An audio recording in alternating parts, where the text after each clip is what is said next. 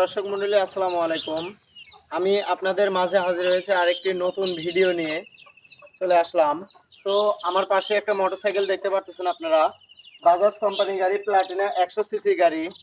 তো এই গাড়িটা বিক্রয় করা হবে। গাড়ি চালানো হয়েছে 32,224 কিলোমিটার চালানো হয়েছে।